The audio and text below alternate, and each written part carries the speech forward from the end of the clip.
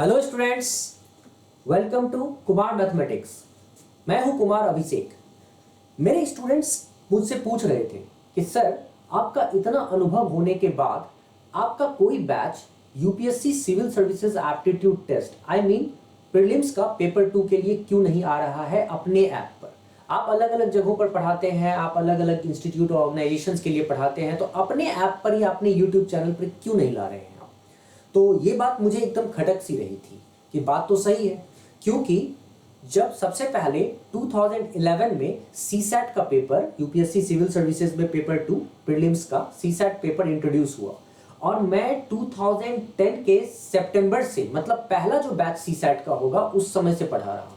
तो आप समझ सकते हैं कितना एक्सपीरियंस होगा मेरा इसमें, क्या एक्सपर्टीज होगा मेरा इसमें। 12 साल तो हो ही गए मुझे पढ़ाते हुए। In fact UPSC civil services aptitude test ही नहीं, बहुत स्टेट पीसीएस का जो एग्जाम होता है, जिसको पीसीएस आप कहते हैं, पब्लिक सर्विस कमीशन को, तो होता है पीएससी है, लेकिन पीसीएस हम लोग बोलचाल की भाषा में बोल देते हैं। अभी मैं 5-7 सालों से लगातार, 5 ही नहीं कहो 7 साल से लगातार नागालैंड पब्लिक सर्विस कमीशन का एग्जाम में सीसैट का पेपर होता है। मैं वो नागालैंड जाता हूँ, वहां पढ़ाता हूँ। मतलब इंडिया के कोने कोने में जहां पीसीएस का एग्जाम होता है, डिफरेंट स्टेट्स में, वहां सीसैट का पेपर होता है, मैं वहां भी पढ़ाता हूँ। तो ये बात स्टूडेंट की मुझे बहुत ही सही लगी कि आखिर क्या बात है, मैं क्यों नहीं बच्चों का जो अपने ऐप पे सीसैट का कोर्स लॉन्च कर रहा हूं, ताकि उनको अफोर्डेबल सीसैट भी हो सके और एक अच्छी पढ़ाई हो सके। क्योंकि कम से कम समय में उनको बहुत सी बातें सीखनी होती है, बहुत सी चीजें सीखनी होती है और बेसिक से सीखना होता है, ठीक है। तो और इसका जो लेवल है वो दिन ब दिन बढ़ता जा रहा है। तो उस समय पहले जो सीसैट का लेवल था, ठीक है, और अब जो सीसैट का लेवल है बच्चे, अब धीरे धीरे बढ़ रहा है।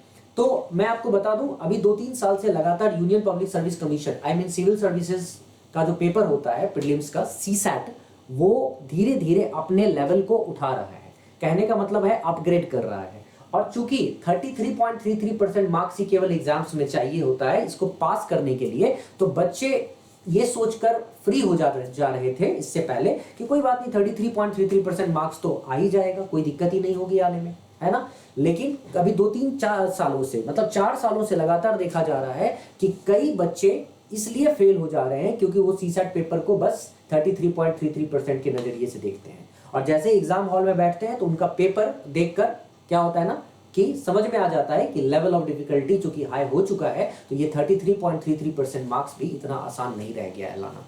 तो इसीलिए अब ये चीज देखने के बाद मुझे समझ में आ रहा है कि मैं इस कोर्स को एक बड़े स्तर पे शुरू करूं, ताकि जो बेसिक, जिनका फंडामेंटल सही नहीं है बच्चों का और उनको एग्जाम देना है, उनको किसी तरह की दिक्कत ना आए। तो मैं यहां पे शुरू करता हूं सीसैट का पेपर।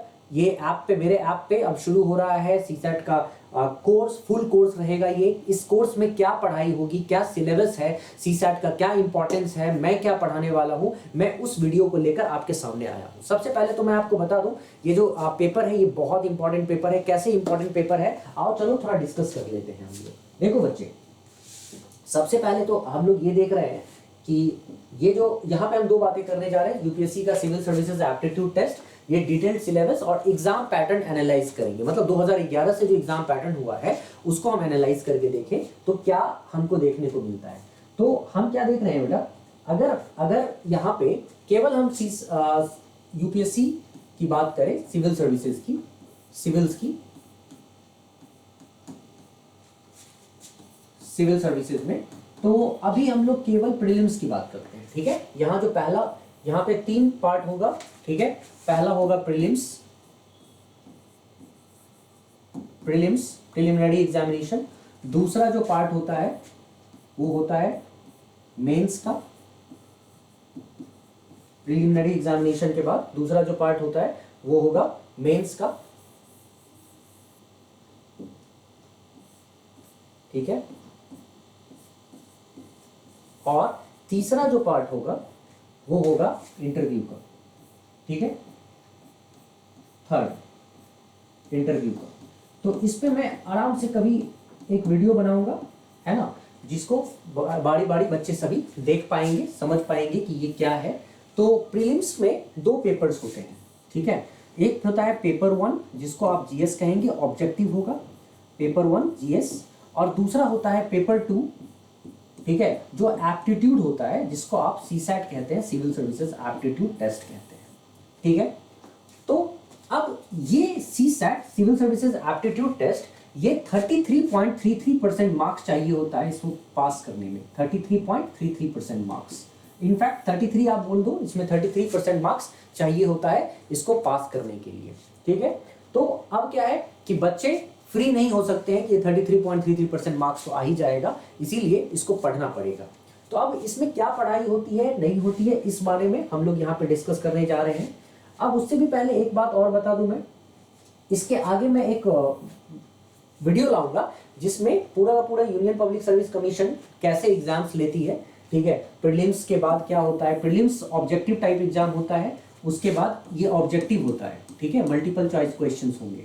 उसके बाद जो पेपर होता है वो मेंस का होता है। मेंस में आपको यहाँ जीएस के 4 पेपर होंगे, उसके बाद वहाँ आपको एक सब्जेक्ट चूज करना होता है, सब्जेक्ट के 2 पेपर होंगे, एसेज होंगे। ठीक है, अभी लैंग्वेज पेपर होगा, ये सब मैं आगे बताऊंगा उसमें कितने मार्क्स होते हैं, फिर इंटरव्यू में कितने मार्क्स होते हैं, वो सारी चीजें आपको उस वीडियो में समझाऊंगा। ठीक है, तत्काल अभी सीसैट का जो कि कोर्स में लॉन्च कर रहा हूं, तो आप लोगों को सीसैट के बारे में एक प्रॉपर इन्फॉर्मेशन दे देता हूँ।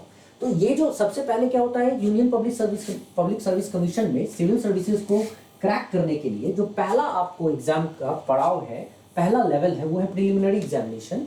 उसमें आपको जीएस का पेपर होगा। ठीक है, जो कि 200 मार्क्स का होता है। ठीक है, साथ ही साथ सिविल सर्विसेज एप्टीट्यूड टेस्ट ये भी बच्चे 200 मार्क्स का होता है। मतलब अगर आप देखो तो दोनों के दोनों पेपर 200 मार्क्स के हैं, 200 मार्क्स के हैं।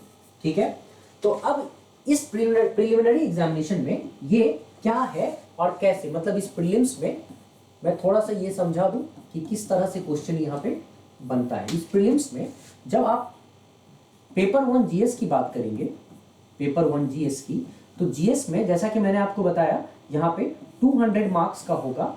ठीक है, और 100 क्वेश्चंस होंगे, 100 क्वेश्चंस होंगे। ठीक है, ऑब्जेक्टिव मल्टीपल चॉइस क्वेश्चन होगा, ऑब्जेक्टिव टाइप क्वेश्चन होगा, ऑब्जेक्टिव।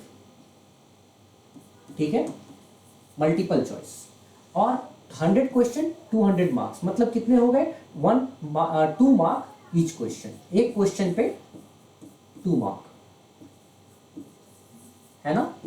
अब ये तो मार्क है जो इंपॉर्टेंट है, इस मार्क के बेसिस पे आपका वहां पे सिलेक्शन होता है प्रीलिम्स में। ठीक है, अब इसके जैसे हम आगे जाते हैं। ठीक, तो दूसरा जो पेपर होता है बेटा पेपर 2, जिसको आप सिविल सर्विसेज एप्टीट्यूड टेस्ट कहते हैं।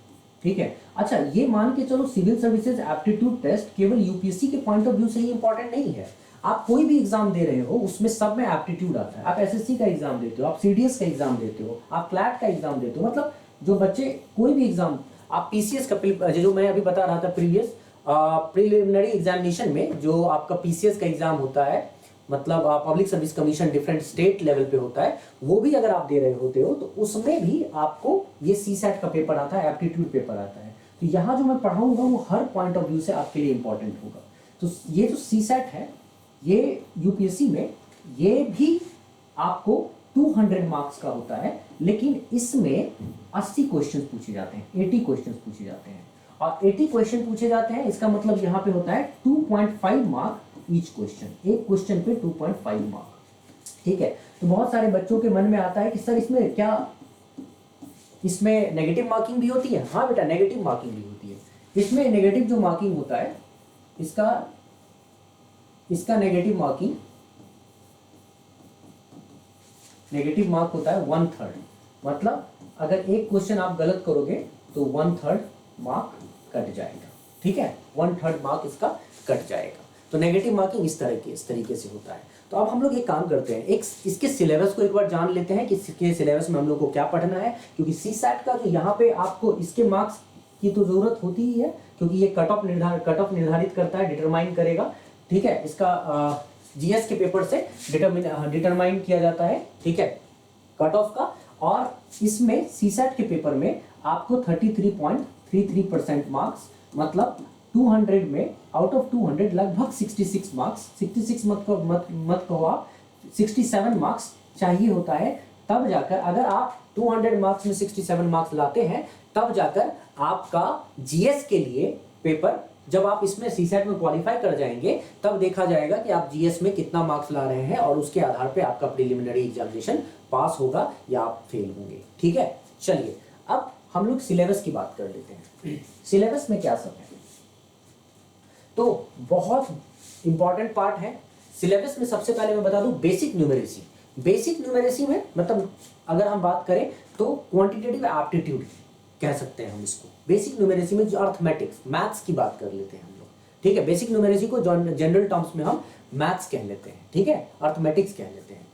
तो बेसिक न्यूमेरेसी में आपको जो पढ़ना होता है numbers and their relations, order of magnitude, मतलब बहुत ही सरल भाषा में अगर कहूं मैं तो अर्थमेटिक्स, ठीक है, बहुत ही सरल भाषा में अर्थमेटिक्स, है ना, आपको अर्थमेटिक्स पढ़ना होता है, ठीक। उसी अर्थमेटिक्स के बाद आपको डेटा इंटरप्रिटेशन पढ़ना, ये बहुत इंपॉर्टेंट पार्ट है यूपीएससी का। बहुत सारे क्वेश्चंस डेटा इंटरप्रिटेशन से पूछे जाते हैं, ठीक है।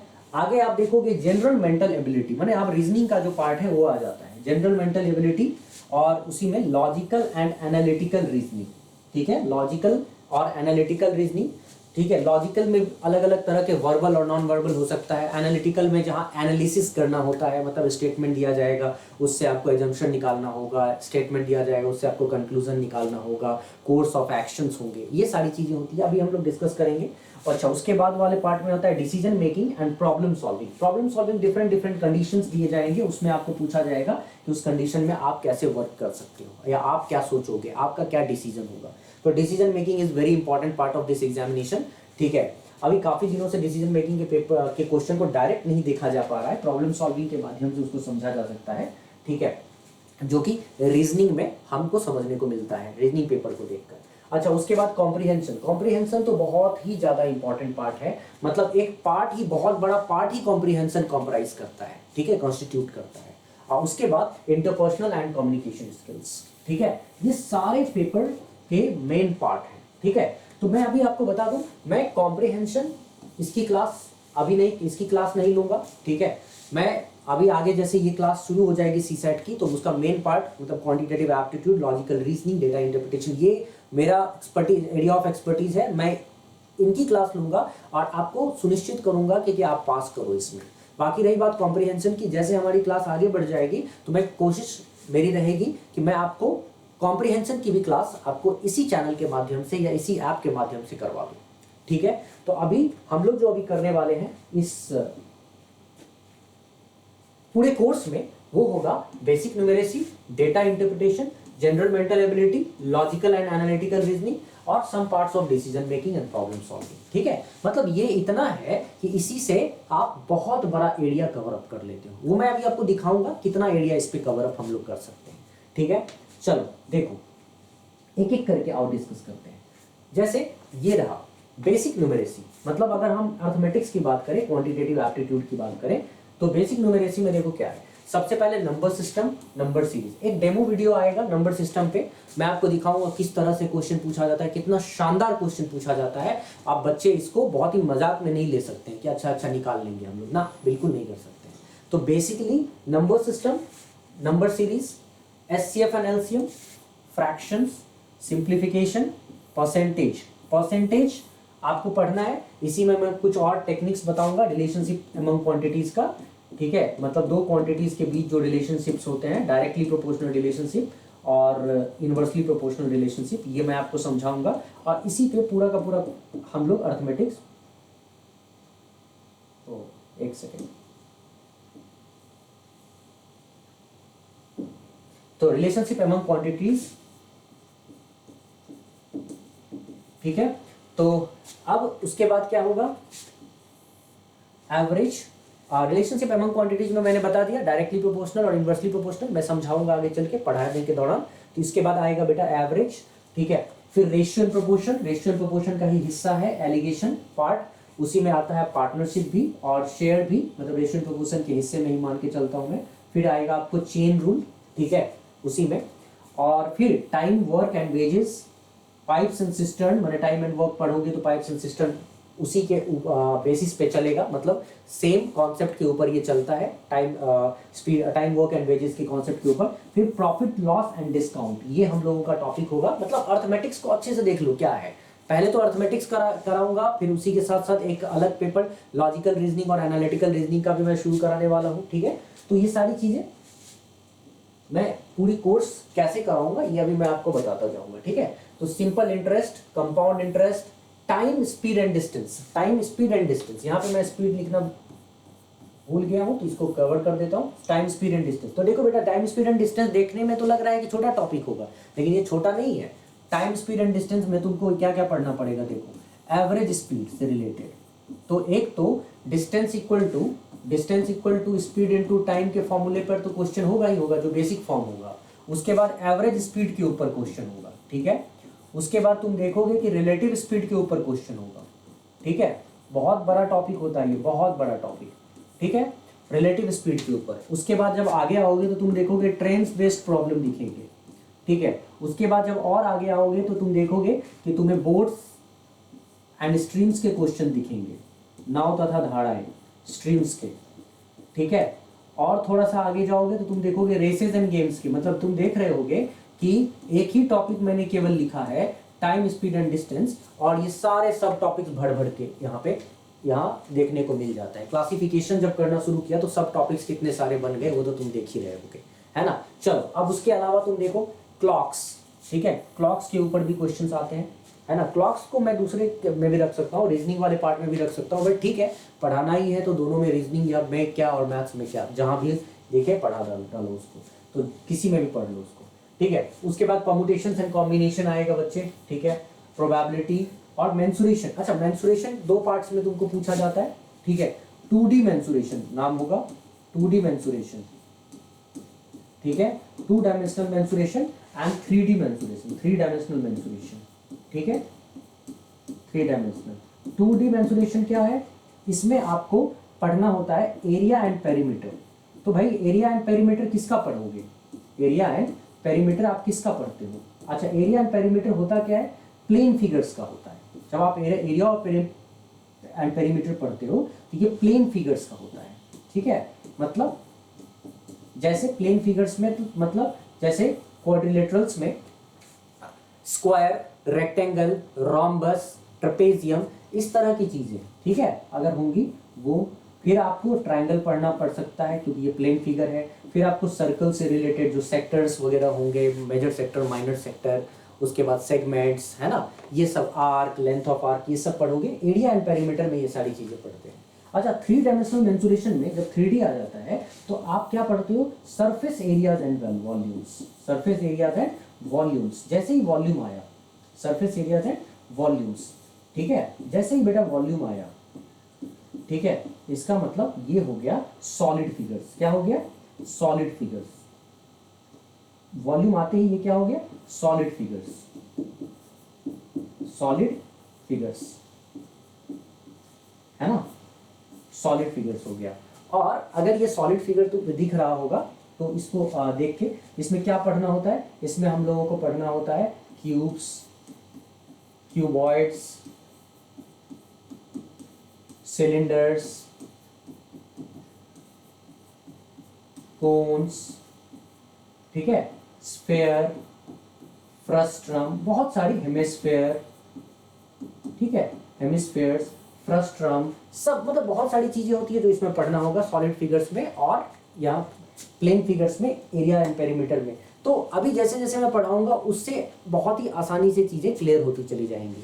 तो ये सिलेबस अभी ऊपर ऊपर आपको दिख रहा है, लेकिन पढ़ेंगे तो डीप में हम लोग जाएंगे क्योंकि क्वेश्चंस यहाँ पे पूछे जाते हैं ऐसे, हम बहुत आराम से हैंडल कर लेंगे। आजकल देखा गया है सबसे ज्यादा जो क्वेश्चन पूछा गया अर्थमेटिक्स में तो ये रहा नंबर सिस्टम्स। ये नंबर सिस्टम बहुत ही गजब टॉपिक बन के उभरा है और ये बहुत ही इंपॉर्टेंट, यूपीएससी का फेवरेट टॉपिक है। चाहे वो UPSC civil services aptitude test हो, चाहे वो यूपीएससी सीडीएस हो, मतलब या फिर सीएपीएफ हो, कोई सा भी हो ना, एकदम फेवरेट टॉपिक है नंबर सिस्टम। नंबर सिस्टम से भर भर के क्वेश्चन देते हैं, ठीक है। अब चलो जैसे दूसरा पेपर है डेटा इंटरप्रिटेशन का। डेटा इंटरप्रिटेशन हम लोग जानते ही हैं, ठीक है। चार तरह के डेटा होंगे और बाद में हम लोग क्या करेंगे, उसको मिक्स करेंगे तो पांचवा ऐसा बनता है। जैसे मान लो टेबल चार्ट होता है, ठीक है, टेबल डेटा होगा, पाई चार्ट होगा, फ्लो चार्ट होगा, बार ग्राफ होगा, लाइन चार्ट होगा, और सब अगर मान लो एक या एक से ज़्यादा मतलब दो डेटा जैसे टेबल चार्ट को और पाई चार्ट को मिला दिया, मिक्स चार्ट हो गया। लाइन चार्ट और पाई चार्ट को मिला दिया, मिक्स चार्ट हो गया। ऐसे करके मिक्स चार्ट भी आ सकता है। तो डेटा इंटरप्रिटेशन में तुमको चार्ट्स एंड ग्राफ्स, ग्राफ्स पे भी क्वेश्चन आता है, lines and graphs, charts, lines and graphs मुझे लिखना चाहिए। तो यहाँ पे चार्ट्स, लाइंस एंड ग्राफ्स ये रखो तुम, ठीक है। ये तुमको आएगा। डेटा इंटरप्रिटेशन डायरेक्ट जो अभी मैंने बताया कि वो जो बार ग्राफ, बार चार्ट जिसको कहते हो, फ्लो चार्ट, उसके बाद लाइन चार्ट, उसके बाद टेबल, टेबुलर डेटा, या फिर पाई चार्ट, ये सब, इन सब के ऊपर क्वेश्चंस आते हैं, ठीक है। और डेटा सफिशिएंसी के क्वेश्चंस। डेटा सफिशिएंसी किस तरह का होता है क्वेश्चन, मतलब आपको क्वेश्चन दिया जाएगा, आपको दो कंडीशंस दे दिए जाएंगे और आपसे पूछा जाएगा कि कौन सा कंडीशन क्वेश्चन को के आंसर को देने के लिए सफिशिएंट होगा। क्या एक कंडीशन सफिशिएंट होगा, क्या दो कंडीशन सफिशिएंट होगा और दूसरा कंडीशन सफिशिएंट होगा, क्या दोनों कंडीशन अलग अलग सफिशिएंट होगा, कि दोनों कंडीशन मिलके सफिशिएंट होगा, या दोनों में से कोई कंडीशन सफिशिएंट नहीं होगा।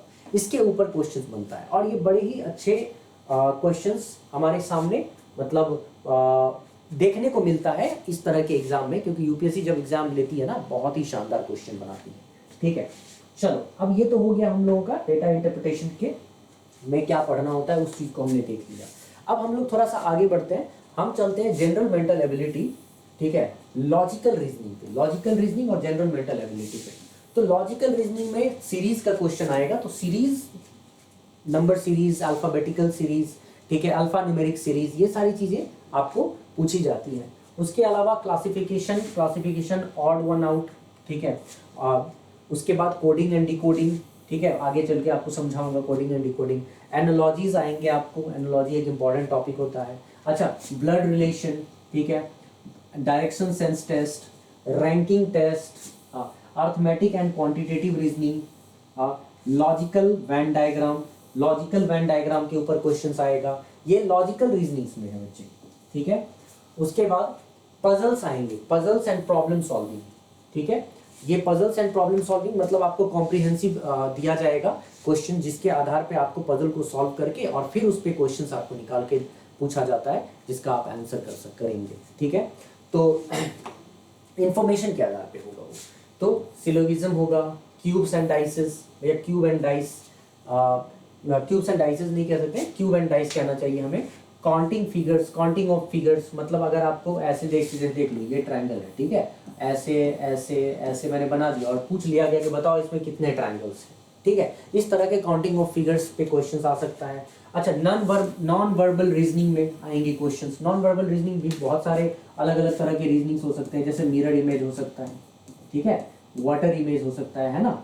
तो इस तरह के भी और भी जो टॉपिक्स आएंगे, है ना, तो वो पढ़ाने के दौरान मैं बताऊंगा कैसे कैसे क्वेश्चंस आएंगे और हम कैसे उनको करेंगे। तो नॉन वर्बल रीजनिंग भी इसमें बहुत से होंगे, जिसमें आपको फिगर देखकर आइडिया लगाना है, फिगर देखकर आपको रीजनिंग क्लियर करना है, सॉल्व करना है, क्या मूवमेंट होगा। कई बार ऐसा होगा कि वहाँ पे ऑड वन सेलेक्ट करना होता है, ठीक है, कि मूवमेंट के आधार पे एंटी क्लॉकवाइज, क्लॉकवाइज मूवमेंट के आधार पे कैसे मूव कर रहा है, उसके आधार पे आपको सेलेक्ट करना होता है।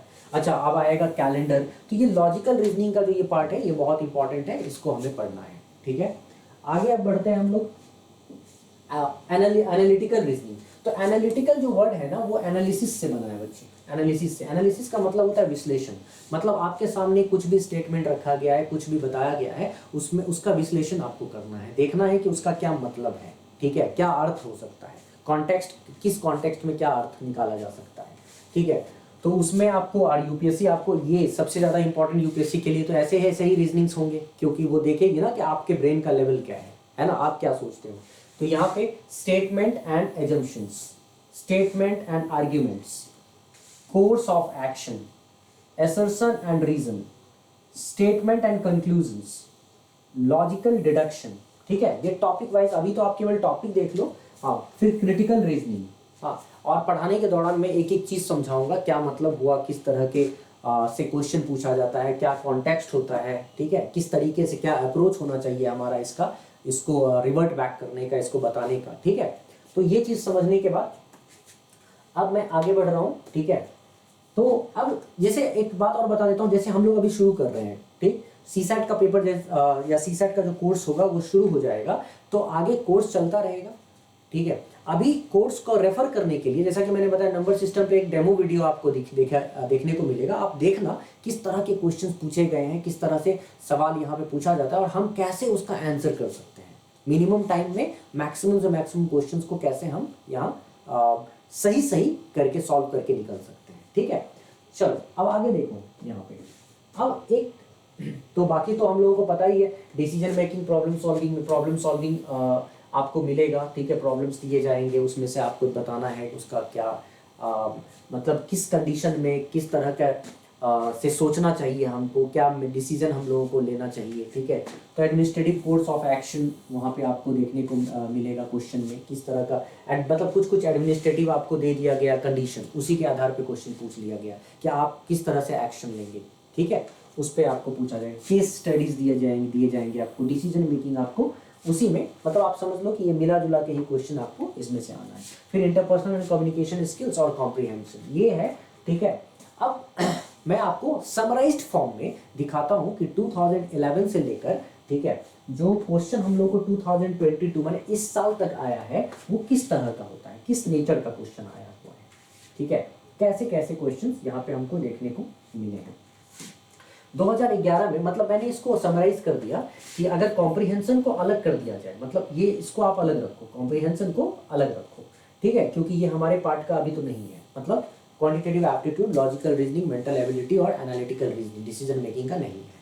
तो कॉम्प्रिहेंशन को फिलहाल मैं अलग कर देता हूँ। ठीक, तो बाकी क्वांटिटेटिव, मैंने यहाँ पे क्वांटिटेटिव एप्टीट्यूड, डेटा इंटरप्रिटेशन और ग्राफ्स को उठाया है, और इसमें logical reasoning, analytical reasoning, data sufficiency और डिसीजन मेकिंग को उठाया है। ठीक है, तो अब यहाँ पे अगर मैं देखता हूँ 2011 में अगर 80 में टोटल क्वेश्चंस मैंने कितने बताए थे बच्चे, 80 क्वेश्चंस बताए थे। ठीक है, तो टोटल 80 क्वेश्चंस में 36 क्वेश्चंस कॉम्प्रिहेंशन से था, क्वांटिटेटिव एप्टीट्यूड से 17 क्वेश्चंस था और 27 questions logical reasoning, analytical reasoning, data sufficiency और डिसीजन मेकिंग से था।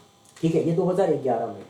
2012 में 40 क्वेश्चन, मतलब half of the questions comprehension के ही थे। ठीक है, इसीलिए बच्चे सोच रहे थे कि अच्छा कि कॉम्प्रिहेंशन ही कर लेंगे बढ़िया से तो हो जाएगा, इसको करने की जरूरत नहीं होगी। नहीं, अब धीरे धीरे चीजें बदल रही है। कैसे बदल रही है, उसी ट्रेंड को आपको देखना है।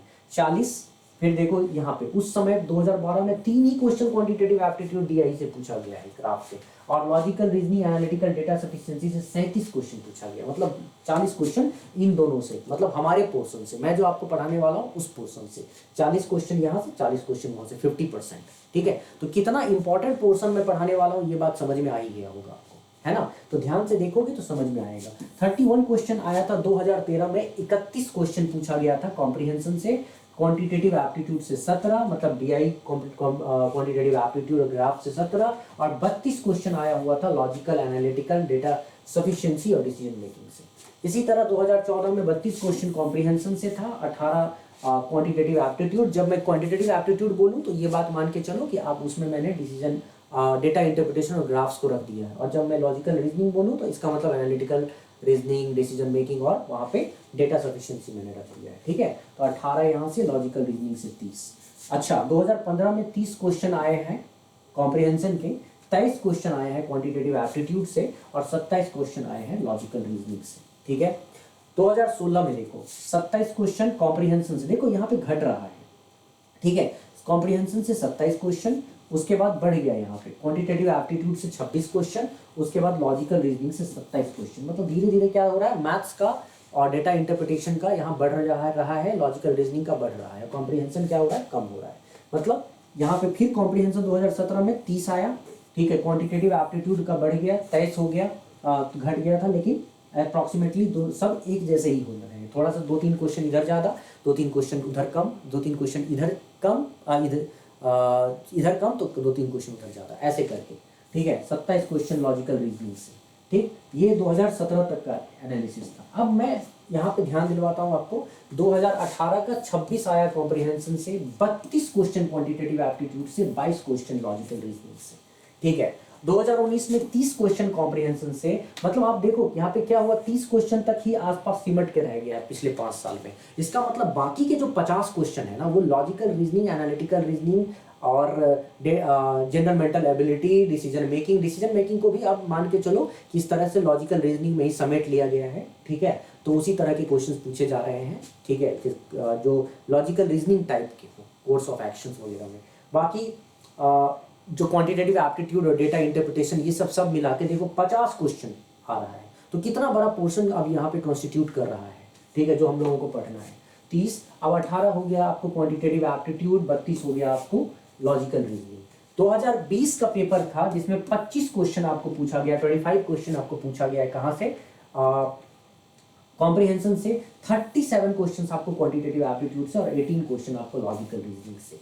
2021 में और 22 में दोनों में एकदम सेम पैटर्न जैसा, मतलब अब इसमें एक आध क्वेश्चन इधर उधर हुआ होगा, मे भी हो सकता है लॉजिकल रीजनिंग वाला क्वेश्चन क्वांटिटेटिव एप्टीट्यूड में ऐड हो गया होगा, वो मिस अगर कुछ हुआ तो अलग बात है। अदरवाइज ये मोर और लेस एक ही पैटर्न को फॉलो किया है। 27 क्वेश्चन दोनों साल में, 2021 और 2022 अभी जो पेपर हुआ है उसमें 27 क्वेश्चन कॉम्प्रिहेंशन के हैं, 33 क्वेश्चन दोनों साल में क्वांटिटेटिव एप्टीट्यूड के और 20 क्वेश्चन दोनों साल में लॉजिकल रीजनिंग के हैं, ठीक है। तो यहाँ पे इस पैटर्न के अकॉर्डिंग अगर देखा जाए तो 33 और 20 होता है बेटा 53, 53। मतलब हमारा जो पोर्शन होगा ना 53, अगर मैं इसी पोर्शन को करवा दूं तुम्हें और ऐसा करवा दूं, ठीक है, इतना जबरदस्त तरीके से करवा दूं, तो मुझे लगता है कि इस 53 क्वेश्चन को करने के बाद किसी भी बच्चे को पास करने के लिए, अच्छा बच्चों को पास करने के लिए कितने क्वेश्चन की जरूरत है?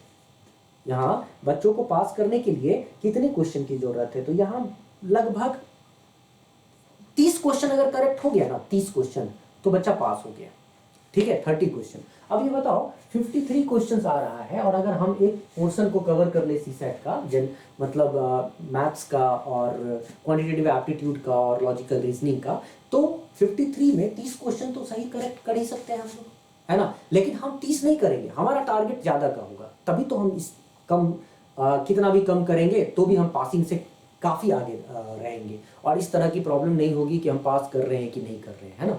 तो ये बात हम लोगों को समझना है, ठीक। तो ये पूरा का पूरा ट्रेंड मैंने बता दिया इसलिए क्योंकि इससे हम लोगों को एक आइडिया लग जाएगा कि हम किस तरीके से पढ़ाई करेंगे, क्या हम लोगों को करना चाहिए। चलो अब ये बातें हो गई। 19 सितंबर से CSAT का, सिविल सर्विसेज एप्टीट्यूड टेस्ट का, यहाँ पे कोर्स मेरे ऐप पे लॉन्च हो रहा है, ठीक है। तो 19 सितंबर ये कोर्स लॉन्च हो रहा है। तो जो बच्चे CSAT पेपर के लिए अभी से तैयारी करना करेंगे वो एग्जाम में अच्छा करेंगे, क्योंकि यूपीएससी में बहुत पेपर पढ़ना होता है और अंतिम समय पे इतनी सारे पेपर्स को टैकल करना थोड़ा मुश्किल हो जाता है, तो बच्चों को बहुत दिक्कत होती है। इसलिए मैं कहता हूँ सही समय पे ही इसकी तैयारी शुरू कर दो। तो 19 सितंबर को CSAT मतलब पेपर आपका यहाँ पे मैं शुरू कर रहा हूँ अपने ऐप पे, और YouTube पे इसका रेफरेंस भी देखने को मिलेगा। तो अपने आप को जोड़िए इस कोर्स से, मतलब किसी को जो इंटरेस्टेड हो बच्चों को, उनको भी बोलिए, मतलब आप अपने फ्रेंड्स को बोलिए जो CSAT के लिए, जिनको लगता है कि CSAT उनका कमजोर है, फंडामेंटल अप्रोच उनका सही नहीं है यहाँ पे, तो इस कोर्स से जोड़ेंगे आप। और इतना ही नहीं, और आप अपने फ्रेंड्स को शेयर करिए इस कोर्स के बारे में, मेरे YouTube चैनल को भी शेयर करिए। और CSAT केवल UPSC union Public Service commission तक ही सीमित नहीं है। आगे के जो पब्लिक सर्विस कमीशन आप स्टेट PCS देंगे या कोई और एग्जाम देंगे जहाँ पे आप क्वांटिटेटिव एप्टीट्यूड, बेसिक न्यूमेरेसी है, लॉजिकल रीजनिंग्स है, जनरल मेंटल एबिलिटी और एनालिटिकल रीजनिंग है, वहाँ भी आपको हेल्प करेगा। तो गाइस ये पूरा का पूरा जो अप्रोच, जिस अप्रोच से जिस अप्रोच को हम देख पाए हैं एग्जाम में किस तरह से क्वेश्चन आ रहा है, हम जो पढ़ाई करेंगे उसको उसी अप्रोच के साथ हमको पढ़ना है। क्या करना है कि मैं आपके 2 कोर्स को यहाँ पे लाऊंगा। जैसे मैं आपको बता दूं कि एक तो अभी जो आपको पहला कोर्स आएगा वो बेसिक न्यूमेरेसी के ऊपर आएगा, ठीक है, न्यूमेरिकल एबिलिटी के ऊपर आएगा, मतलब अर्थमेटिक्स के ऊपर, मैथ्स के ऊपर, ठीक है, ये कोर्स आएगा पहले।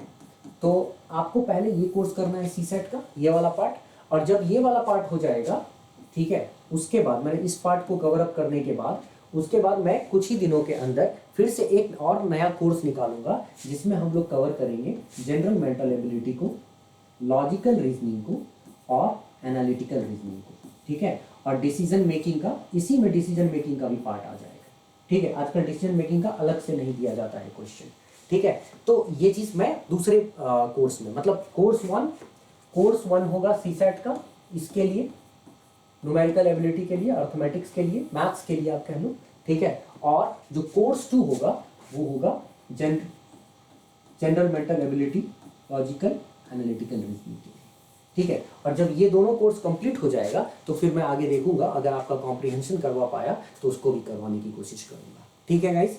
तो चलिए इस कोर्स को ज्वाइन करिए। Thank you so much. आप लोगों को कोई प्रॉब्लम हो, किसी भी तरह का डिस्कशंस आपको करना हो तो मेरा नंबर पे मुझे मैसेज कर सकते हैं, व्हाट्सएप कर सकते हैं। इस नंबर को तो सभी जानते ही हैं, ठीक है। और मेरे ऐप में, चूंकि ये ऐप में है तो आप ऐप में भी मुझे मैसेज करेंगे तो मुझे मिल जाएगा इन्फॉर्मेशन। मैं और आपके प्रॉब्लम्स को या आपके क्वेरी को किसी तरह से जैसे ही मेरे पास आपका क्वेरी आएगा तो I will try to just sort it out, है ना। चलिए मिलते हैं गाइस क्लास में, कोर्स के दौरान। Thank you so much. तब तक के लिए एंजॉय करिए, मजे करिए, फिर मिलेंगे। Bye and see you in course in class.